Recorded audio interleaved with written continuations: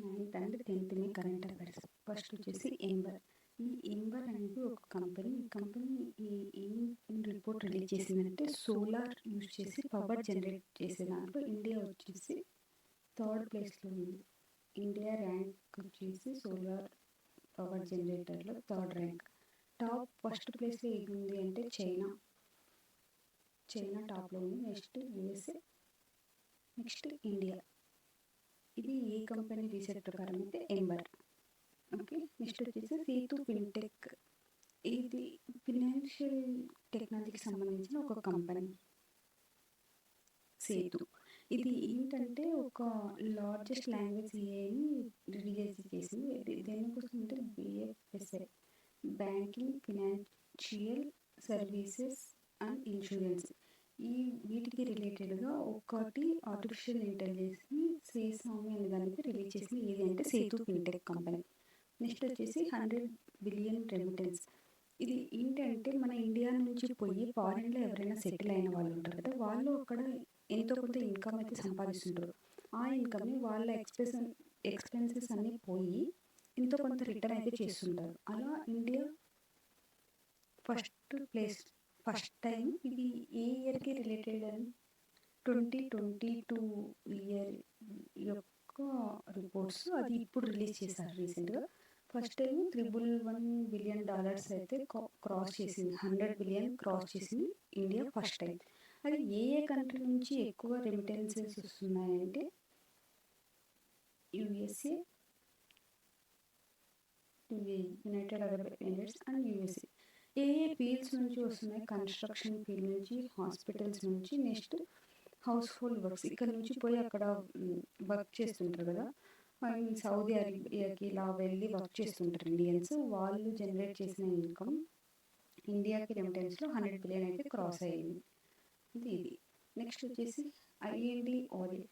India ratings and research company వాళ్ళు GDP growth రేట్ని అయితే forecast చేశారు. అది ఎంత ఉంటుందని ఫోర్కాస్ట్ చేశారు అంటే 7.1%.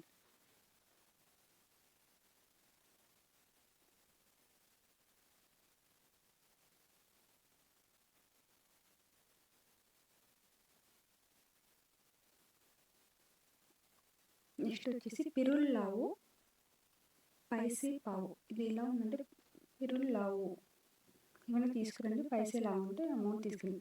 ఇది ఉత్తరాఖండ్లో ఒక క్యాంపెయిన్. ఇది ఎందుకోసం అంటే అక్కడ ఒక రకమైన ట్రీస్ ఉంటాయి, అవి ఎక్కువ లీవ్స్ అన్ని పడిపోయి ఉంటాయి కదా, వాటిని ఎవరైతే తీసుకొచ్చి ఇస్తారో వాళ్ళకి గవర్నమెంట్ కొంత అమౌంట్ అయితే ప్రొవైడ్ చేస్తుంది.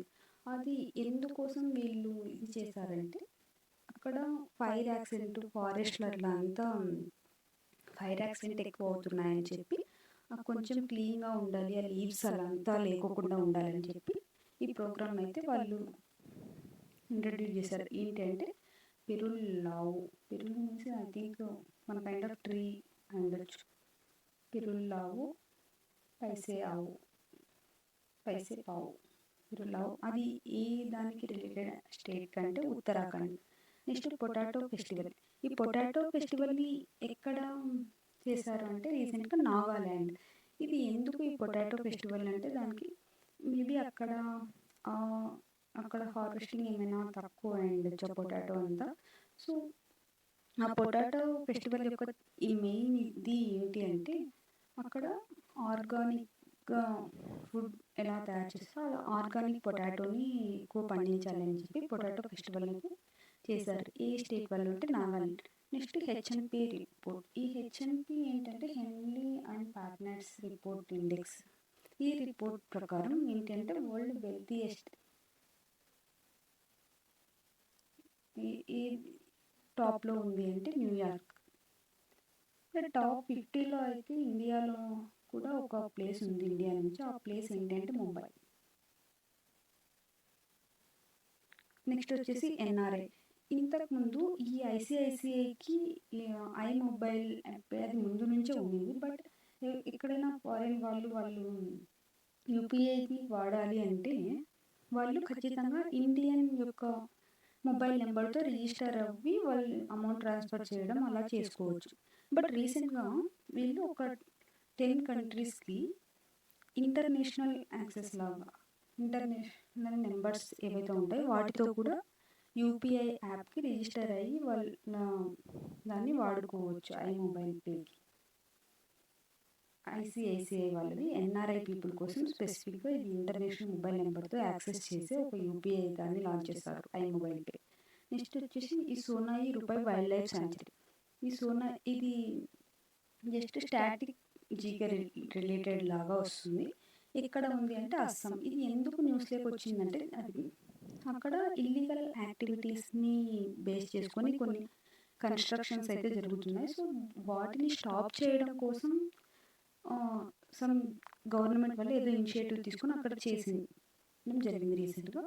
అది ఏది వైల్డ్ లైఫ్ శాంచురీ అంటే సోనాయి రూపాయి వైల్డ్ లైఫ్ శాంచురీ. అది ఏ స్టేట్లో ఉంది అని అడగవచ్చు, అస్సాం స్టేట్. నెక్స్ట్ ఊటీ ఈ పాస్.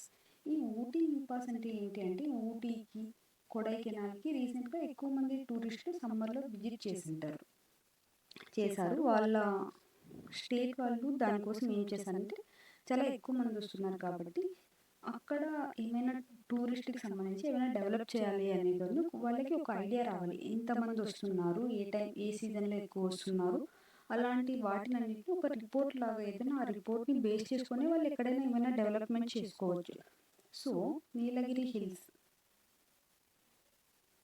ఇవి ఉంటాయి. నీలగిరి హిల్స్ తమిళనాడు స్టేట్ వాళ్ళు ఈ నీలగిరి హిల్స్ వచ్చేసి మోస్ట్లీ తమిళనాడు, కర్ణాటక, కేరళ ఈ 3 స్టేట్స్కి రిలేటెడ్గా మధ్యలో ఎక్కడో ఉంటాయి. 3 స్టేట్స్కి సంబంధించింది.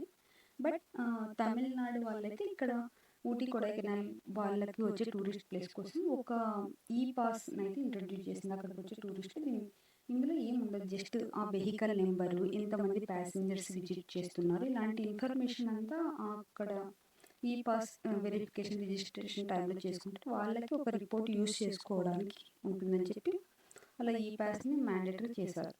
అది తమిళనాడు epass.tnega.com ఈ పోర్టల్లో అలాంటి రిజిస్ట్రేషన్ ప్రాసెస్ పెట్టారు Tamil Nadu e governance agency. Next John స్విన్నీ స్కాట్లాండ్కి first మినిస్టర్గా అపాయింట్ అయ్యారు. ఎవరంటే జాన్ స్విన్నీ. దీన్ని ఎలా గుర్తుపెట్టుకుంటారంటే జస్ట్ స్విన్నీ స్కాట్లాండ్ స్విన్నీ ఫస్ట్ మినిస్టర్, అలా ఏదైనా లింకప్ చేసి గుర్తుపెట్టుకోండి, ఎక్కువ రోజులు గుర్తుంటాయి.